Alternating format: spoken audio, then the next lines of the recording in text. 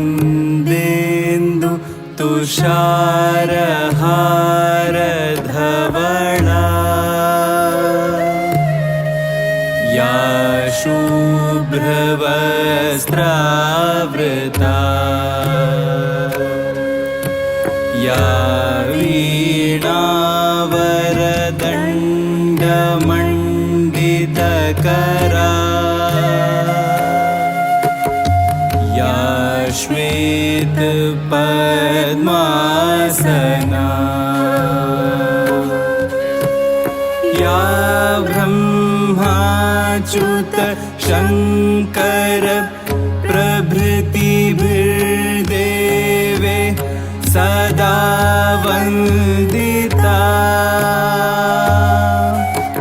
सा मा पातु सरस्वती भगवती निःशेष जाड्यापहा।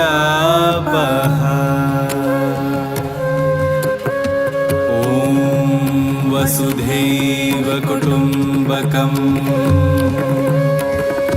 ॐ वसुधैव कुटुम्बकम् ॐ वसुधैव कुटुम्बकम् ॐ वसुधैव कुटुम्बकम्।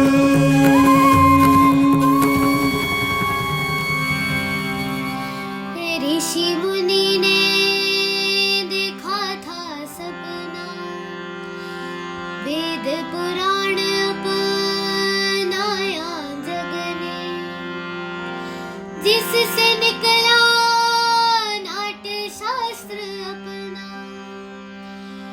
भरत मुनि ने सूत्र बनाया, भरत मुनि ने सूत्र बनाया। आंगिकं वाचिकं आहार्य सात्विकं, आंगिकं वाचिकं आहार्य सात्विकं, यही तो है अपना वसुधैव कुटुम्बकं, वसुधैव कुटुम्बकं, वसुधैव कुटुम्बकं। मूल ग्रंथ समाप्त हो गया है। चलो अब जो कुछ सीखा है उसका अभ्यास करो। यह नवीन प्रयोग है, इसमें तनिक भी चूक नहीं होनी चाहिए। हमारा प्रणाम स्वीकार करें मुनिवर। सदा स्नेही बने। बताइए ऋषिगण, किस प्रयोजन से आना हुआ? हे मुनिवर, जब से आपने नाट्य शास्त्र की रचना की है, हमारे मन में कई प्रकार के प्रश्न उठ रहे हैं। हम उन्हीं का जवाब पाने आपके पास आए हैं।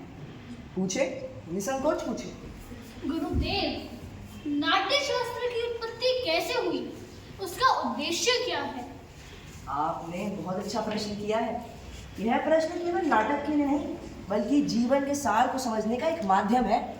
त्रेता युग में जब मनुष्य काम और लोभ से वशीभूत होकर अधर्म और संघर्ष की ओर बढ़ने लगा, तब इंद्रदेव ने ब्रह्मा जी से प्रार्थना की कि कोई ऐसा माध्यम हो जिसमें देखना और सुनना एक साथ हो, ताकि मनुष्य धर्म, अर्थ, काम और मोक्ष के राह पर लौट सके। इसलिए ब्रह्म जगत पिता ने नाट्य वेद की उत्पत्ति की, जिसके प्रयोग का शास्त्र नाट्य शास्त्र है। लेकिन गुरुदेव, वेद तो ज्ञान के भंडार हैं। जगत का रहस्य छिपा है इनमें। वेद स्वयं में इस उद्देश्य की पूर्ति के लिए पर्याप्त है। फिर ये नया वेद क्यों?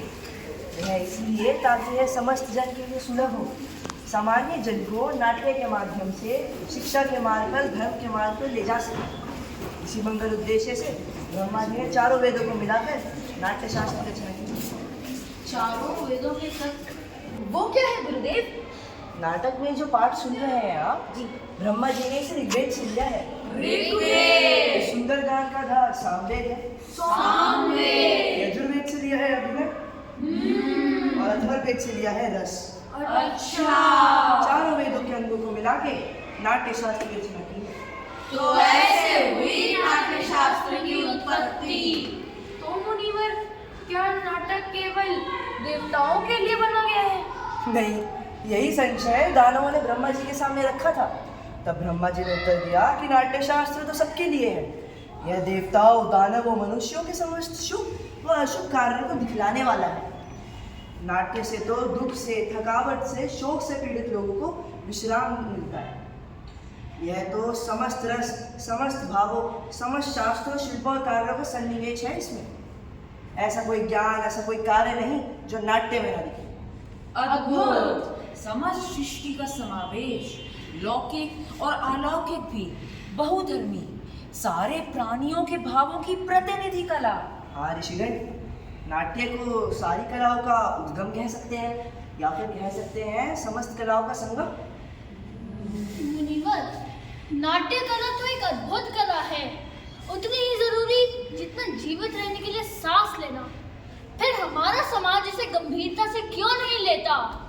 कला कर्म को अनावश्यक, अनपेक्षित क्यों समझता है? हाँ गुरुदेव। हम तो कलाकार हैं, नीति के नियंता नहीं। कला कर्म करना हमारा धर्म है। हमारी बारे में, हमारी कला के बारे में तो नीति के नियंताओं को विचार करना होगा। प्रयोग के साधन व अवसर उपलब्ध कराने होंगे। नाट्य केवल कला नहीं, यह समाज का दर्पण है। मानवता को सत्य के मार्ग पर ले जाने का एक साधन है। रंगमंच जाति, धर्म, भौगोलिक सीमाओं से परे जाकर समग्रता में मानवता की बात करता है। आज भी रंगमंच समाज विषम परिस्थितियों को दूर कर समाज में समता का भाव लेकर आता है। ये भाव निसंदेह धरती को स्वर्ग बना सकता है। निसंदेह मुनिवर, कला ही समाज को पशुओं का समाज होता है।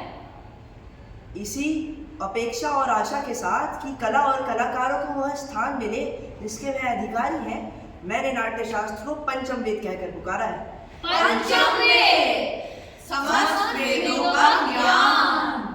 आइए ऋषिगण, मेरे कर्म पुत्रों ने आपके लिए एक नाट्य ले आए हैं, आप उसका आनंद लीजिए। आइए।